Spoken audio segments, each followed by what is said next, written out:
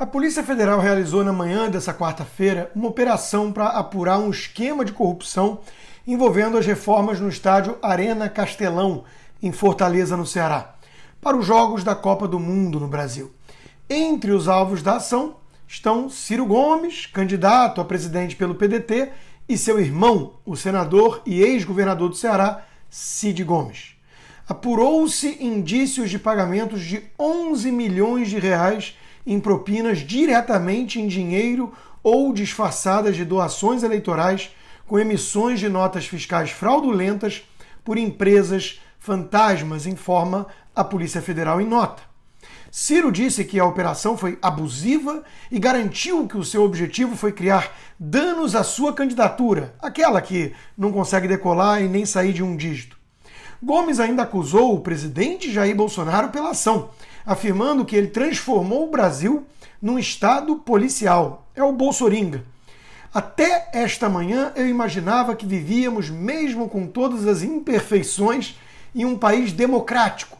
Mas depois da Polícia Federal subordinada a Bolsonaro, com ordem judicial abusiva de busca e apreensão, ter vindo à minha casa, não tenho mais dúvida de que o Bolsonaro transformou o Brasil num estado policial que se oculta sob falsa capa de legalidade, afirmou Ciro Gomes. Que o alvo de uma operação da Polícia Federal tente bancar a vítima de perseguição política é algo até compreensível. E ficamos apenas aguardando maiores informações para ver se dá bilhão. Já as tais balas que Ciro Gomes usaria se a polícia fosse em sua casa prendê-lo de forma injusta, como ele uma vez ameaçou, devem ser jujubas, o que explicaria o tom de machão nas redes sociais apenas nelas. Mas o que causa espanto mesmo é ver como os PSOL Kids do MBL assumiram de vez o seu esquerdismo cirista. Para atingir Bolsonaro vale tudo pelo visto. Olha o que escreveu Renan Santos, o líder. O vereador Nicolas Ferreira comentou que bonitinho o MBL mudando o foco do esquema de corrupção do Ciro para uma perseguição do Bolsonaro contra Ciro. Tudo pelo Brasil, confia. Ele ainda postou um vídeo em que mostra os tucanos do MBL elogiando Ciro Gomes e como adoro a internet, disse. Vejam. Ciro que foi no Flow, e prestem minha atenção, foi muito bem no Flow. Neste Flow, todas as críticas que o Ciro Gomes fez ao Bolsonaro são corretas. Todas as críticas que o Ciro Gomes fez ao Lula são corretas. A respeito do mercado externo que o Ciro Gomes fala, é correto também. É correto também. Ele é um cara que consegue enxergar os problemas brasileiros muito bem. E ele é melhor, retoricamente, do que todos os outros candidatos. O Ciro se expressa muito bem, e ele tem um lance que é muito legal, que ele se vê no papel do governante. E ele, quando fala, ele fala enquanto governante. As pessoas estão procurando isso, né? Ele mede as declarações dele dessa maneira, né? Ele passa uma certa estabilidade e certo conhecimento de causa sobre aquilo, que é o que se espera de um governante. O Ciro é exatamente essa figura, ele tem os atributos para fazer esse enfrentamento, sim. Ele é um cara que tem uma vida política longa, sim, de certa maneira exitosa, principalmente quando ele começou, né? Ele tem mais qualificação que a Dilma, mais qualificação que o Haddad. Eu acho que é um cara que tem os ingredientes necessários para reviver a esquerda e fazer o enfrentamento à direita em 2022. E primeira vez você vai ouvir o tal do Ciro Gomes falar. Você fala, meu irmão, vou votar nesse cara. Vou votar nesse cara, o cara é bom, meu. Cara, ó, se tem uma coisa que o Ciro Gomes é bom, é em comunicar. O Ciro Gomes é um excelente comunicador. Você não come dólar, mas você come pão. O Brasil não compra dólar, o povão, mas come pão. O pão é feito de trigo.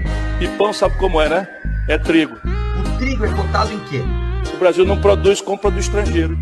Em dólar. Aumenta o dólar, aumenta o trigo, aumenta o pão. Você entendeu? Você entendeu agora? Então se o trigo sobe de preço, o pão sobe de preço.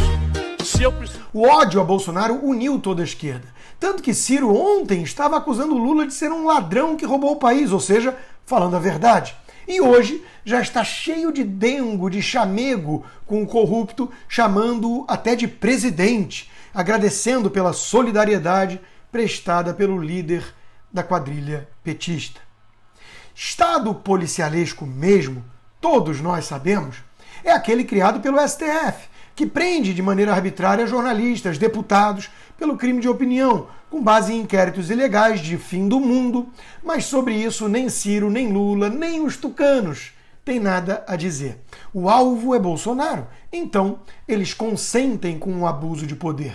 Sérgio Moro chegou a elogiar ministros do Supremo, incapaz de se manifestar sequer contra medidas absurdas de governadores e prefeitos que mandaram prender banhistas, transeuntes, pequenos comerciantes durante a pandemia.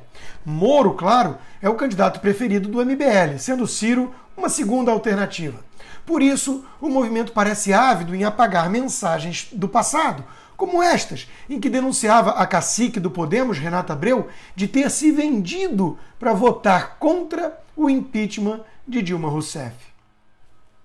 Ciro deve precisar de um Lexotan para aguentar essas investigações agora, né?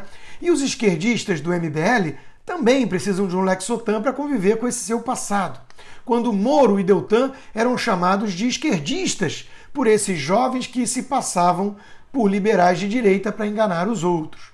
E quase todos os militantes disfarçados de jornalistas precisam também de um Lexotan, ou de óleo de peroba mesmo, né? Para ignorar que os Estados Unidos acabaram de chegar a 800 mil mortes de Covid. Mais gente morta durante o governo Biden, com mais vacinas, do que o governo Trump. Biden genocida? Já eu estou aqui, tranquilo, observando de camarote e analisando o cenário político de forma independente. Só precisaria de um Lexotan se eu ocupasse algum cargo muito poderoso, com o poder, inclusive, para reagir contra esses abusos todos do Estado policialesco, que certamente não é cria de Bolsonaro. Se eu tivesse esse poder, aí eu teria que tomar Lexotan na veia, para não tomar uma medida muito drástica.